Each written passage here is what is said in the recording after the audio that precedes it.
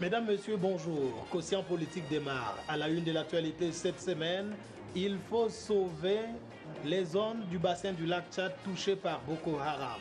C'est l'objet d'une rencontre cette semaine à Yaoundé qui a regroupé experts, le gouvernement camerounais et ses partenaires autour d'un projet qui coûte environ 10 milliards de francs CFA. Dans le fond, il s'agira de remettre la dignité des populations victimes. La branche du Cameroun, c'est la région de l'extrême nord qui est concernée. Et il n'y a que le gouverneur de cette région, Midi Yawa Bakari, pour nous en parler dans le cadre de cette édition de Quotient politique.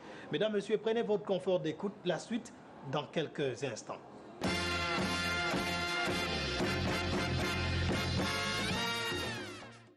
Yaoundé a abrité cette semaine une importante rencontre entre le gouvernement et ses partenaires au développement. C'est pour réfléchir sur les mécanismes visant à peser le bassin du lac Tchad avec au menu des réflexions autour des mécanismes visant à rétablir la paix et surtout restaurer la dignité des populations affectées par la crise de Boko Haram.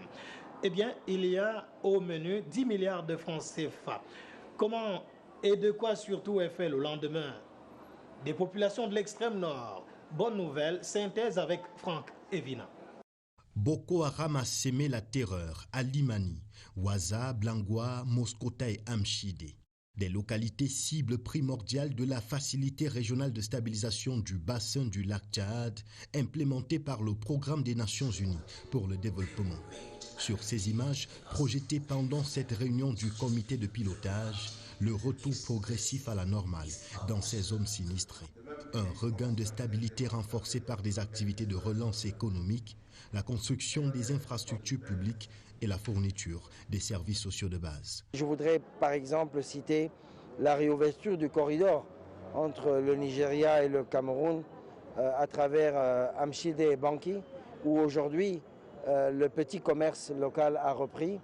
Les Nigérians viennent avec les produits manufacturés et les Camerounais vendent leurs vivres. Dans son volet sécuritaire, le programme a notamment contribué au renforcement des systèmes d'alerte précoce grâce à des relais communautaires en collaboration avec les forces de défense. C'était le premier pilier du programme, c'est rassurer les populations qu'on ramène la sécurité pour qu'ils soient moins vulnérables aux attaques des groupes terroristes. Près de 10 milliards de francs CFA, le budget initial pour l'implémentation de la Facilité régionale de stabilisation du bassin du lac Tchad au Cameroun.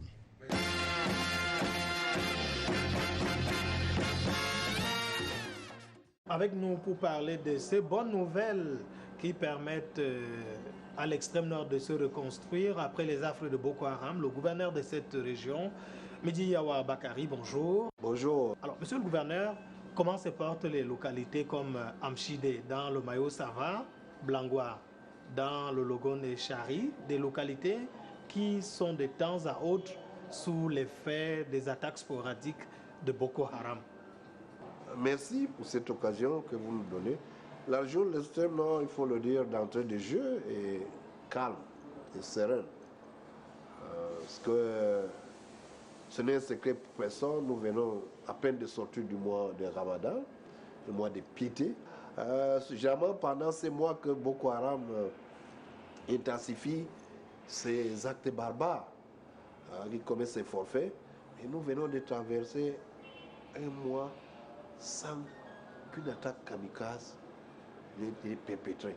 C'est dire que la région est calme et Boko Haram est réduit à sa plus simple expression. Les gens vaquent à leurs occupations. Les réfugiés nigériens sont en train de partir. On en a rapatrié presque 5000. L'opération va redémarrer bientôt.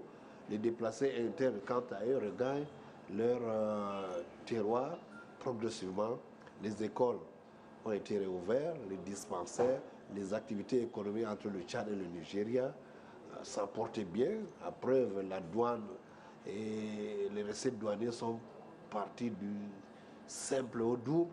Il y a une rencontre entre vous, certains gouverneurs des zones affectées par certaines crises au sein du bassin du lac Tchad De quoi s'est-il agi concrètement, monsieur le gouverneur? Bon, il s'agit de la facilité de stabilisation Fenêtre du Cameroun. C'est un vaste programme du CBLT. Nous nous occupons du volet Fenêtre du Cameroun. Les ministères concernés sont pratiquement tous les sectoriels. Le MINDEF est concerné, le ministère de l'élevage, le MINDEVEL, le ministre de la Justice, pratiquement les ambassades, l'Union européenne, la Grande-Bretagne, la France, la Suisse, bref, tous les partenaires au développement, plus le PNUD, qui est maître d'ouvrage, comme vous connaissez. C'est ces acteurs aujourd'hui qui sont retrouvés pour faire le point des situations, voir comment évoluer. S'agissant de ce point de situation, on peut dire que les choses ont bien avancé, s'agissant du côté du Cameroun. Les écoles ont été reconstruites, les postes de police et les gendarmeries, les postes forestiers, les marchés, des moyens ont été octroyés aux populations, aux jeunes notamment, pour faire de l'agriculture, ce qu'on a appelé cash for all, c'est des centaines de millions. Ici et là, vraiment, les activités ont repris. Mais, compte tenu de l'ampleur du dégât causé par Boko Haram, le chemin restait encore long. Il s'agissait donc de faire le point et de voir les perspectives. C'est ça, des perspectives, ce n'est un secret pour personne. Le président de la République a décidé d'un plan de réhabilitation de la région de l'extrême nord. Et le MINEPAD est à pied d'œuvre engagé la réhabilitation des routes, la construction des routes, des ponts, des ouvrages, des forages, tout ce que vous pouvez imaginer pour travailler aux côtés de nos partenaires au développement pour que la région de l'extrême nord retrouve ses lettres de noblesse. Monsieur le gouverneur de la région de l'extrême nord, ce programme a 3 volets, si je ne me trompe. De manière spécifique, où est-ce que nous nous trouvons avec ce projet dans la région de l'extrême nord? Il y a les départements très touchés comme le Logo-Nechari, le Mayo-Tanaga, le Mayo-Sava, entre autres. De manière concrète, qu'est-ce qui est fait? Ce qui a été fait, c'est que nous avons commencé par le Mayo-Sava. Et là, on est pratiquement à 80% du taux de réalisation pour certains chantiers, 95% par là. Et nous avons embrayé avec le Mayo Tchanaga. Et des projets sont en cours pour le Logo-Nechari. Tout ceci est dans le pipe et très rapidement, ça sera lancé. Donc, aucun département touché par Boko Haram n'a été laissé de côté. Donc, tout est mis en œuvre pour qu'il y ait une égale répartition, une répartition équitable, pour que toutes les structures qui accompagnent les populations dans la reprise, dans la stabilisation, dans la consolidation des acquis puissent être réhabilités et accompagner les populations. Vous qui êtes les autorités locales, qu'est-ce que vous trouvez comme difficulté dans la réalisation de ce vaste programme qui a un montant quand même colossal? On parle un peu près de 10 milliards. 10 milliards, je crois que vous n'avez même pas le montant exact, parce que 10 milliards ne représentent qu'une infime partie. C'est des milliers de salles de classe à construire, c'est la route. Même le MINEPAD, je vous disais tantôt, dans le plan de réhabilitation de l'extrême nord, décidé par le chef d'État, va prendre même la route d'Abanga, Mora d'Abanga, Koussiri, c'est inclus. Le tronçon Amchide, Mora, c'est inclus. On ne peut pas parler de 10 millions.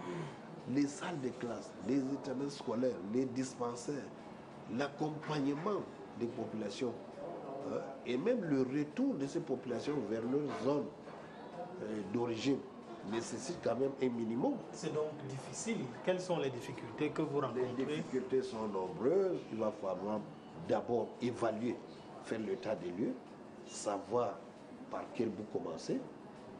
Nous avons priorisé l'école, les dispensaires, les routes suivent. Maintenant, nous accompagnons les populations.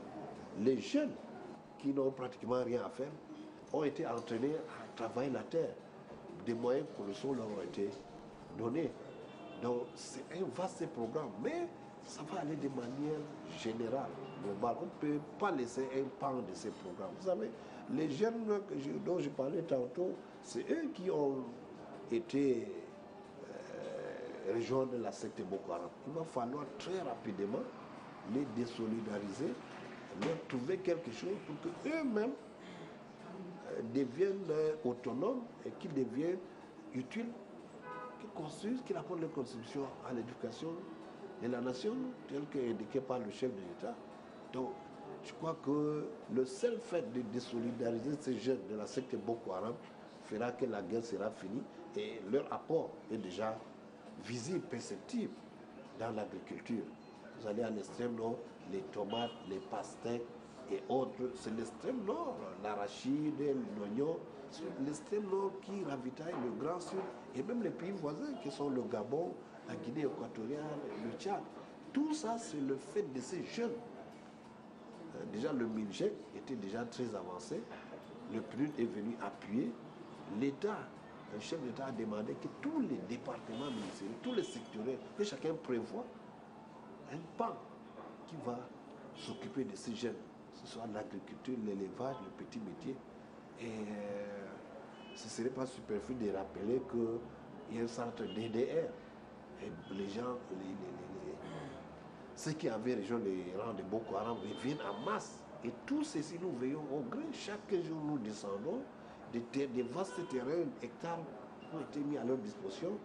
Le coordonnateur national était descendu dernièrement avec des moyens logistiques, matériels, sanitaires, des kits pour s'occuper d'eux. Beaucoup savent déjà comment élever le petit bétail, comment cultiver les tomates, la salade et tout ceci. L'école même est ouverte à ce niveau. Donc c'est déjà des jeunes responsables, différents de ceux qui avaient rejoint la langue de Boko Haram, à qui on avait miroité monts et merveilles. Une fois au contact de la réalité, ils se sont rendus compte que ce n'était qu'illusion. Ils sont revenus. C'est eux qui font la fierté de l'extrême nord aujourd'hui. Je vous ai dit, les pastèques, l'extrême nord en export dans les pays voisins. L'oignon, l'arachide, le sorgho, tout ce qui monte au Grand Sud. Alors, on va sortir de cet entretien. L'extrême nord est frontalière au Nigeria et au Tchad, notamment par Kousséri, dans l'Ogon et Chari, par Amchide, dans le Mayo Sava. Là-bas, est-ce que ça va? Nous pouvons dire, sans risquer de nous tromper, que la situation est calme. Elle est calme, mais nous en restons ici et là des incursions que nous qualifions des incursions de prédation. Parce que Boko Haram étant dos au mur, il joue le vadou pour aller chercher de quoi se nourrir. Mais étant donné que les pays frères et voisins connaissent quelques soubresauts et que nous partageons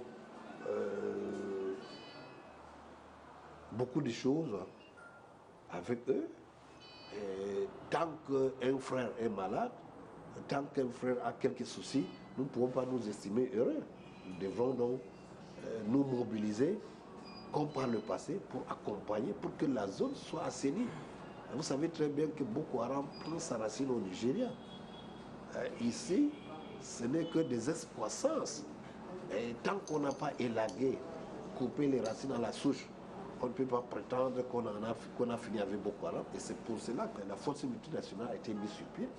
Et il y a tout dernièrement un conseil extraordinaire à Abuja où le Cameroun a pris part, le chef de l'État a été représenté pour discuter de ces questions sécuritaires. Il va falloir se tenir la main, et travailler en symbiose, en synergie pour éradiquer toutes ces choses. Boko Haram peut prendre sa source ailleurs et s'étendre, étendre ses tentacules dans d'autres pays. Le pays frère, le Tchad, venait à peine de connaître un drame. Et là également, la situation tend à se normaliser. Mais nous, à notre niveau, nous restons sur nos gardes en ce qui concerne nos frontières pour veiller au grain et informer la hiérarchie de tous faits et gestes en temps réel pour que les dispositions appropriées soient prises. Midi Yawa Bakari, gouverneur de la région de l'Extrême Nord, merci d'avoir répondu à nos questions. C'est moi qui vous remercie. Mesdames, Messieurs, Quotient Politique est à présent terminé. Merci à toutes nos équipes technico-artistiques rédactionnelles. À la semaine prochaine.